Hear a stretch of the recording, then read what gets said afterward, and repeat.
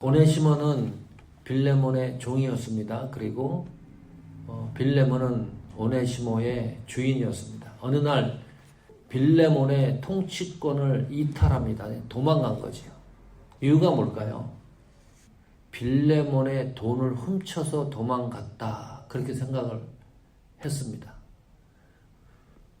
빌레몬서 1장밖에 안 되지만 자세히 읽어보면 그건 아닌 것 같아요.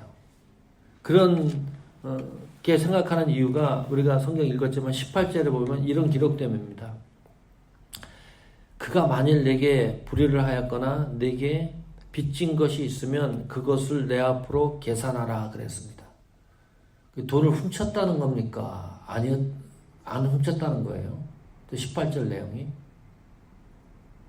네, 영어 성경에 보면 2% 되어 있습니다. 가정법입니다. 그러니까 훔쳤다라고 결론을 내리면 안 되는 성경입니다. 한 가지 정확한 거는 11절에 보면 이런 기록이 있어요. 무익한 자다. 오네시모는 무익한 자였다. 빌레몬에게. 이게 무익했다는 말이 무슨 뜻이에요? 소용이 없는 존재, 불의한 존재, 가치가 없는 존재였다. 이건 확실합니다. 그렇다고 한다 그러면 어떤 행위에 있어서 그것이 돈을 훔쳤다고 가정을 한다 그래도 그 이상의 나쁜 잘못이 있었을 것이다. 이렇게 추측을 할 수가 있는 거지. 무익한 사람이었다고 성경이 낙인을 찍어놨습니다. 돈 훔친 거 이거는 아무것도 아닌 겁니다. 사실. 그것이 사실이라고 인정이 된다 해도. 그러나 우리가 읽은 18절에는 만약이라고 하는 가정법이 사용이 됐기 때문에 돈을 훔친 것 같지는 않습니다. 어쨌든 도망갔습니다. 어디로 도망가나요? 로마로 도망갔습니다. 당시 빌레몬 오네시모가 거주하던 지역이 골로새 터키 지역입니다. 그러면 로마까지 가려고 그러면 터키에서 그리스로 가요. 그리스에서 이탈리아로 가서 로마로 가는 거거든요. 이거를 거리로 환산해 보니까 2000km입니다. 마일은 몇 마일 되는 거죠? 1243마일 정도 돼요. 계산을 해보니까 제가 1243마일을 도망갔어요. 왜 이렇게 멀리 도망갔을까? 중범죄를 저지른 것 같아요. 그냥 추측을 하는 거죠. 그러지 않고는 이 성경을 해석할 길이 없습니다. 그런데 로마에 누가 있었느냐? 바울이 있었습니다. 감옥에서. 그 성경에서도 오네시모를 어디서 만났다 그래요? 갇힌 자 중 그 감옥에 있던 바울이 그렇게 표현하는 거죠. 거기에서 오네시모를 만나서 이 오네시모는 나의 신복이고 아들이라까지 말을 하니까 이것도 또 알 길이 없어요. 어떻게 만났을까? 감옥에서.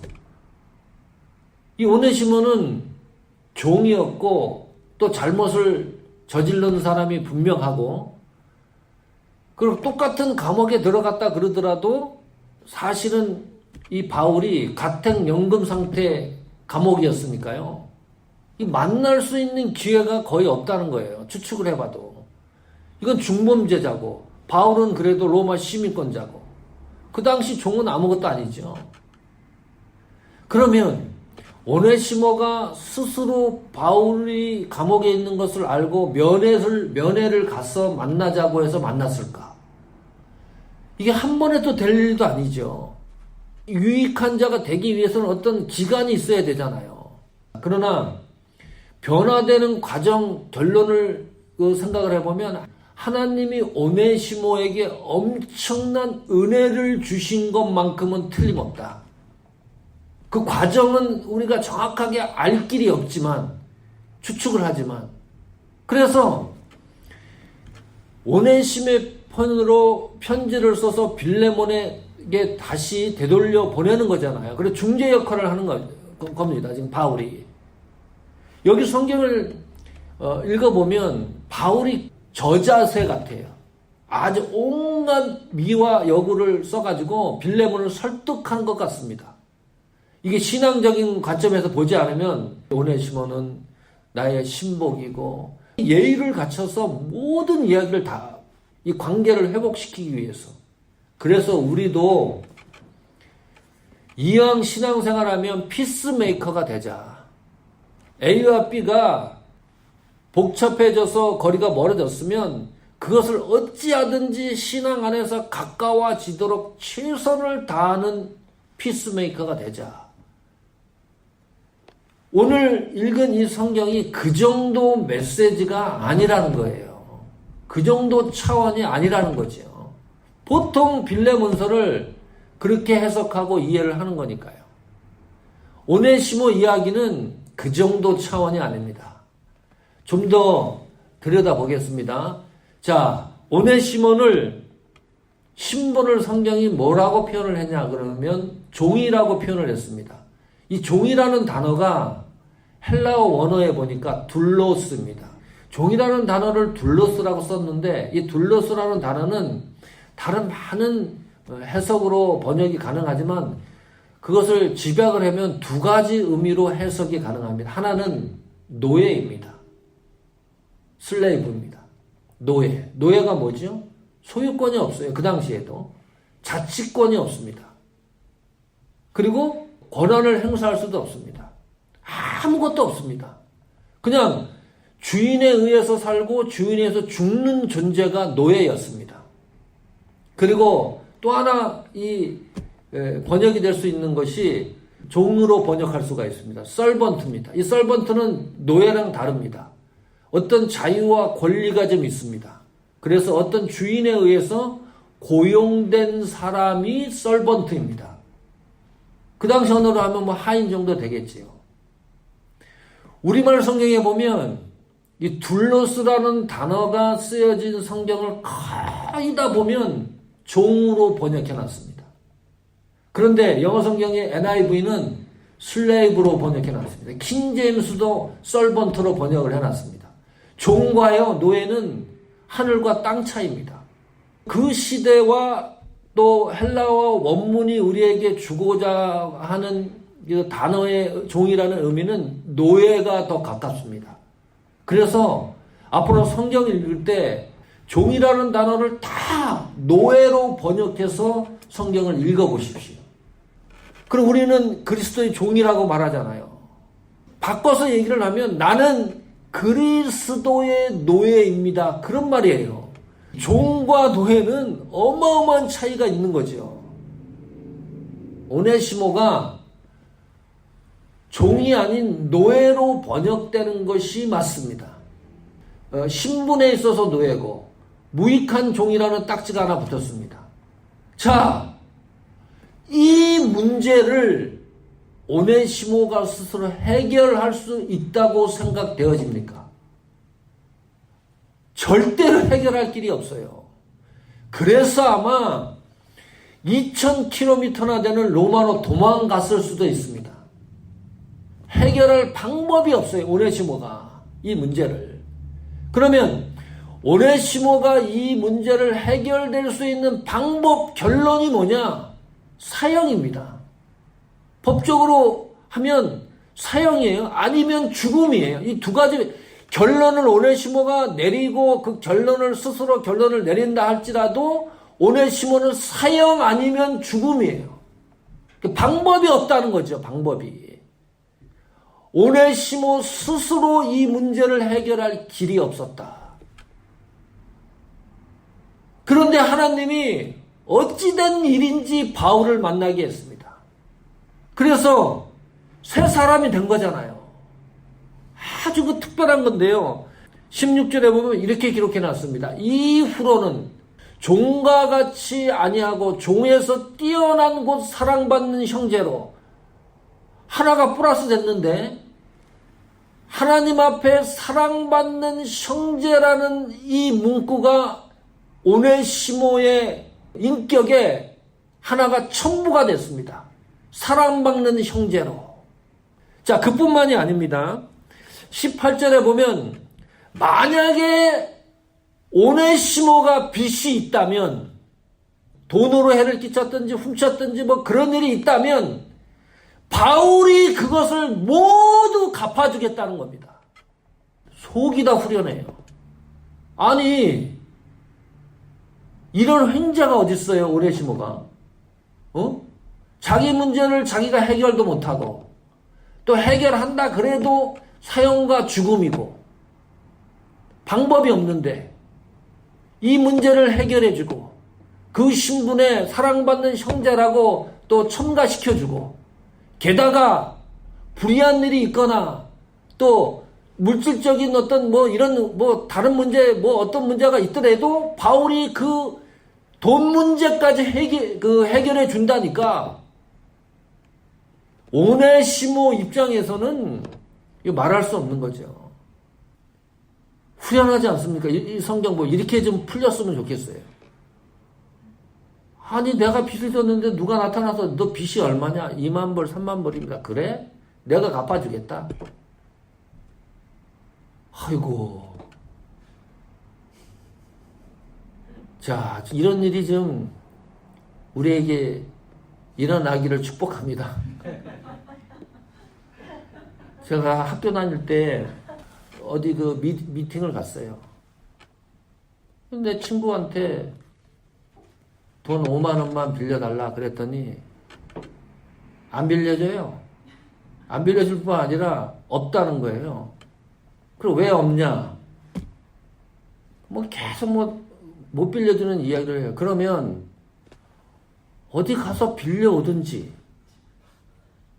어디 부모님한테 얘기를 하든지, 이래 가지고 나한테 줘야 되는 게 아니냐. 논쟁이 붙었어요. 나보고 이상하다 그러는데 전혀 이상한 게 아니거든. 나는 5만 원이 필요하고. 그리고 어떤 A라는 친구한테, 이게 무슨 관계가 또 친구니까, 친구한테 5만 원만 빌려달라. 그것도 그냥 달라는 것도 아니고 꺼달라는 거고.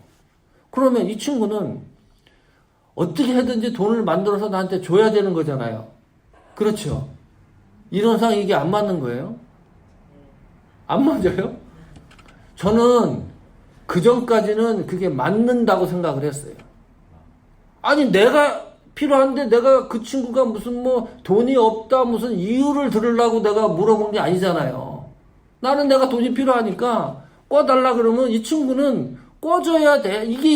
그래야 이게 뭐가 맞을 것 같은데, 현실은 또 안 그런 거라, 이게. 빌레몬서 성경을 보면 개인적으로도 그렇고, 너무 신기한 거라, 이게. 아니, 내가 돈이 필요해서 어떤 사람에게 돈을 꿔달래서 돈을 끄는 것도 너무너무 힘든데 거기서 안 된다 그러면, 그럴 수도 있는 거구나. 그때부터 이제 이런 생각을 했었는데요. 근데 이거는 내가 무슨 오네시모가 내가 빚진 것을 갚아달라 그랬습니까? 뭐라 그랬습니까? 그냥 너가 만약에 빚진 게 있으면 갚아준다 그러니까 이런 일이 도대체 세상에 일어날 수가 있느냐 말이죠. 그래서 16절에 보면 이렇게 표현을 해놨습니다. 이제 종이 아니고 사랑받는 형제고, 거기다가 또 하나 후반절에 보면 주 안에서 상관된 내게라 그랬습니다. 이제는 인간과 인간의 그런 인격적인 관계 그 이상을 그 이상을 뛰어넘어서 주 안에서 관계된 인격이 되었다, 오네시모가. 그런 말이잖아요. 이건 종의 관계가 아니라, 그러니까 이걸 다른 말로 하면 무슨 말이에요? 비로소 오네시모는 정상적으로 예수 그리스도의 노예가 되었다. 빌레몬의 종이라고 하는 신분을 뛰어넘어서 비로소 오네시모는 하나님의 노예의 신분이 되었다. 그래서 예수 그리스도와 관계가 있다는 말입니다. 자, 종건이가 한국 갔다 와서 인턴십 코스타 메사에 로펌이 있는데 직원이 한 20명 된다 그래요. 거기에 이제 인턴십을 들어가서 다니고 있습니다. 그런데 아침 6시에 일어나서 8시인데 8시에 출근하거든요. 첫날부터 그래요. 아침 6시에 일어나서 6시 준비하고 6시 반이면 집에서 나가요. 그럼 6시 반 30분도 안 걸리거든요. 1시간 텀이 있잖아요. 1시간 동안 도대체 뭐 하냐? 왜 이렇게 일찍 가냐? 그랬더니 자기가 이제 성경을 읽기 시작했대요. 요한복음부터 이제 읽기 시작을 하는데 종건이가 고민이 하나 있었습니다. 자기가 이제 대학을 졸업하고 지금까지 쭉 살아온 걸 생각해 보니까 약점, 결점이 많아요. 그래서 신앙은 있는데 이 문제를 잘 해결하고 나서 하나님 앞에 서는 것이 옳다고 생각을 한 거예요. 지금까지. 내가 가지고 있던 이런 결정과 뭐 약점이라 뭐 도덕적 윤리적인 문제를 포함해서 모든 어떤 이런 정말 하나님 앞에 가까이 서기에 부끄러운 그런 모든 것이 내가 스스로 모든 것을 정리하고 난 후에 하나님 앞에 서는 것이 맞다라고 생각을 한 거예요. 그러다가 직장을 이제 인턴십 하면서 요한복음을 읽다 보니까 그게 아니라는 것을 알게 된 겁니다. 내 스스로 그 문제들을 해결할 수 없다는 것을 발견했습니다. 이게 굉장히 중요한 거예요. 하나님이 그 문제에 대해서 개입을 안 하면 해결할 길이 없는데 나의 약점, 실수, 결점을 몽땅 예수 그리스도 안으로 가지고 들어가서 그 안에서 해결돼서 내가 받는 것이 은혜입니다. 이게 놀라운 은혜예요. 무엇을 여러분들이 해결하려고 스스로 뭐 결점이든 약점이든 내 뭐 양심적인 문제든 뭐 살아가는 뭐 어떤 문제도 마찬가지입니다. 내 스스로 해결되는 것이 이 세상에 아무것도 없어요. 그래야 비로소 내가 예수 그리스도의 노예라는 사실이 발견되어지는 거예요. 아니, 내가 무엇인가 할 수 있다 그러면 그건 노예가 아닙니다. 그건 서번트지. 하나님이 우리를 부르신 이유는, 하나님이 오네시모를 유익하게 만든 이유는, 하나님이 우리를 예수 믿는 신자로 만든 이유는, 하나님이 우리를 고용해서 돈을 지불해서 우리를 신앙인으로 만드는 것이 아닙니다. 그렇잖아요. 자꾸 사람들은 그렇게 생각을 해요. 그래서 노예라는 말을 싫어해요. 어찌하든지 그 굴레를 벗어나려고 해요. 그래서 종 서번트라고 성경, 한국어 성경에도 몽땅 그렇게 번역을 해놨습니다.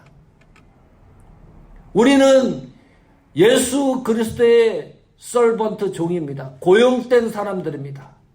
우리는 예수 그리스도의 대리입니다. 우리는 예수 그리스도의 과장입니다. 우리는 예수 그리스도의 부장입니다. 어디까지 올라가요? 우리는 예수 그리스도의 사장입니다. 우리는 하나님의 회장입니다. 그게 아니잖아요, 성경이. 성경은 처음부터 끝까지 우리를 노예라고 바울이 그래서 이렇게 고백하는 거예요. 예? 그 유명한 로마서 14장에서 그렇게 고백을 합니다.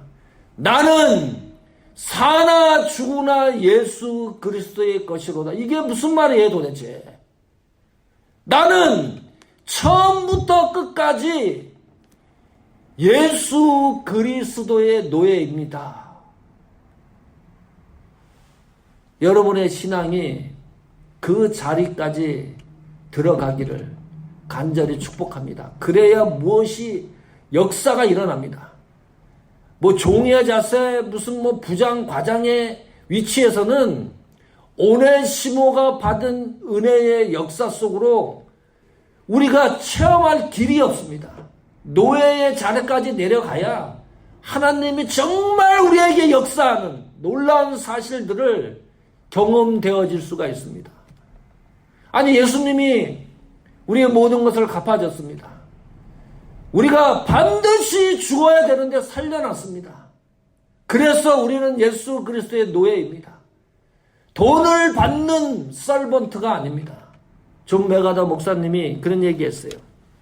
복음을 전한다는 것이 무엇입니까? 이렇게 설명을 했어요. 복음을 전한다는 것은 예수 그리스도의 노예가 될 수 있도록 초대하는 것이다, 사람들을. 그렇게 설명을 해놨습니다. 성도 여러분, 그리스도의 노예가 되는 은혜가 있기를 간절히 축원합니다. 이 오네시모에게 역사했던 전 과정을 쭉 설명해 드렸습니다. 알 길이 없는 것들. 그런데 바울을 만나고 새 사람이 되고 은혜를 받고, 예? 그리고 신복이다, 내 아들이다. 이 성경 안에서 펼쳐지는 이 놀라운 하나님의 은혜들을 그리스도의 노예로서 하나님이 주시는 정말 사나 죽으나 주의 것이 되는 그런 역사와 은혜가 여러분 생애 속에 넘치기를 간절히 축원합니다.